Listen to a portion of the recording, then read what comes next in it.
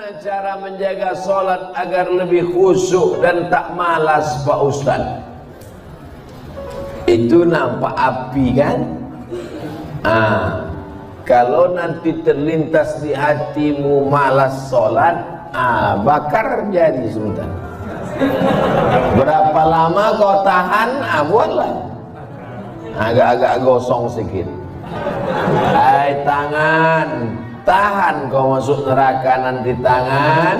Nama kau nanti nama nerakanya neraka sakor. Masalakakum fi sakar. Kenapa kau masuk dalam neraka sakor? Lam naku minal musallin, karena tak sholat. Makanya Muhammad Ali kemana-mana bawa mancis. Muhammad Ali petinju, mana-mana bawa mancis, padahal dia tak merokok. Tanya orang, kenapa kau bawa mancis? Asal terlintas di otakku mau buat dosa, ku bakar tangan. Wah, kalau mancis tak mempan, obor wah.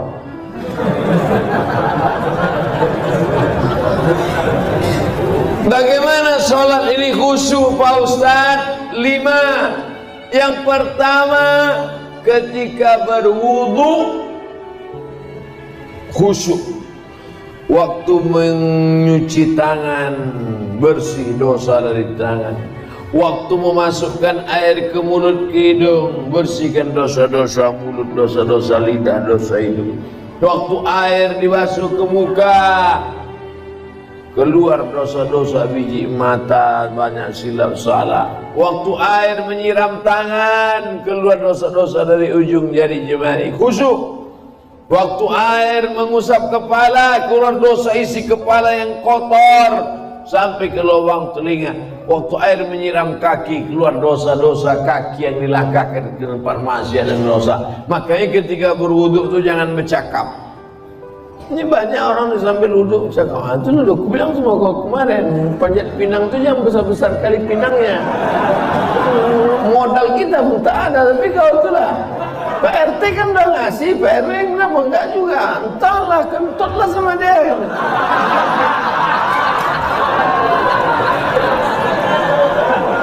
Itulah maka tak khusyuk. Karena ketika wudhu masih bicara dunia.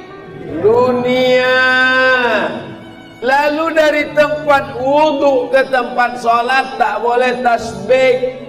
Tasbih menggerak-gerakkan, kerotak-kerotak, tak boleh. Tasbih tak boleh. Yang boleh tasbih. Subhanallah. Mungkin kalau ada ngajak-ngajak ngobrol tak usah. Gimana kabar Rasulullah? Subhanallah, subhanallah.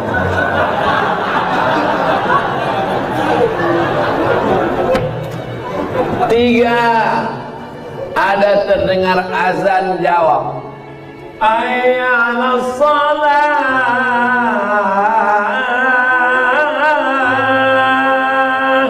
La haula wala quwwata. Jangan bicara waktu azan. Siapa yang bicara ketika azan dikumandangkan, matinya mati su'ul khatimah. Begitu kata Syekh Imam Nawawi, Syekh Jalaluddin Abdurrahman As-Suyuti. Hati-hati.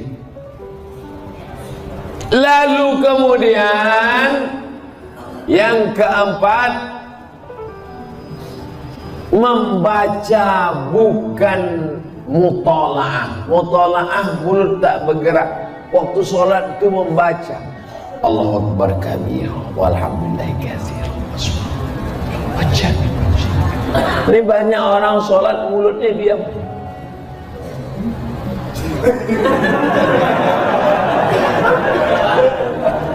Mulut membaca. Karena di situ disebut qiraah. Qiraah artinya membaca. Bismillahirrahmanirrahim. Alhamdulillah. Ar-Rahman. Yang kelima, mengerti apa yang dibaca. Itulah mengapa tadi saya pilih ayatnya, ayat-ayat pendek, supaya besok kalau sholat zuhur mengerti apa yang dibaca. Wailul likulli humazatin lumazah alladzi jama'a malahu wa 'addada. Kebetulan kawan di sebelah tu asyik ngumpul-ngumpul harta. Jangan lawan.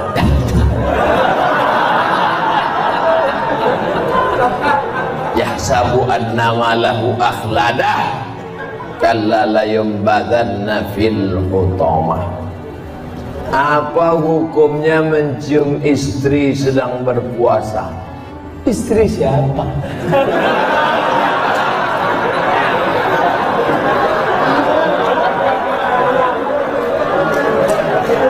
Kalau istri engkau yang kau cium maka tak batal. Dalilnya Nabi mencium Aisyah. Tapi kalau dia ihtiyat, hati-hati, takut dia tak bisa mengendalikan hawa nafsunya seperti Nabi Muhammad SAW, maka dia ihtiyat, dijaganya.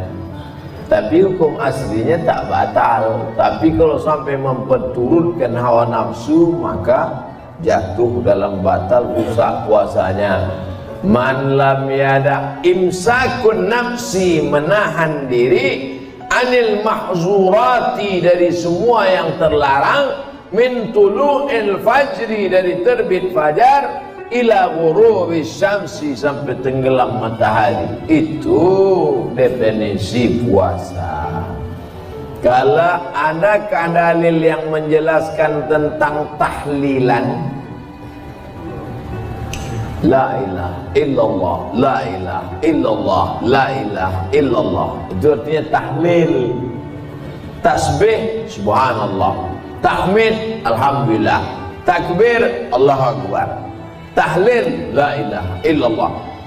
Man halala, siapa yang mengucapkan tahlil, summa ahdatsa wabahu ilal mayyit, kemudian tahlil itu dihadiahkannya kepada si mayit, orang mati, yantafi'u bihi, pahalanya sampai dan orang mati itu dapat manfaat. Begitu kata Imam Ibnu Taimiyah dalam kitab Majmu' Fatwa Ibnu Taimiyah. Kenapa Ustaz pilih pendapat Ibnu Taimiyah? Karena yang banyak melarang-melarang nih sekarang anak-anak buahnya Ibnu Taimiyah. Paham? Padahal Imam Ibnu Taimiyah dalam Majmu' Fatawa mengatakan siapa yang mengucapkan tahlil dihadiahkannya pahalanya pada yang meninggal sampai. Kalau dimasakkannya bubur kacang hijau, kenapa Ustaz tiba-tiba ingat bubur kacang hijau? Oke, bubur jagung kalau gitu.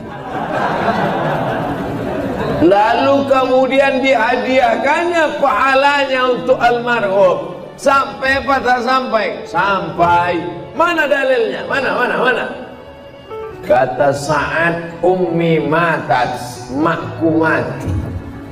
Afa atasaddaqu anha, kalau aku bersedekah pahalanya sampai tak untuk emakku? Kata Nabi, tasaddaq, sampai. Sedekah enggak? Sedekah. Ayu sadaqatu afdal, apa sedekah yang paling afdal? Kata Nabi, saqyul ma', sedekah yang paling afdal mengasih air minum. Kalau air minum saja sampai, apalagi gulai bau. Artinya sedekah sampai, sedekah sampai, tahlil sampai. Apa lagi?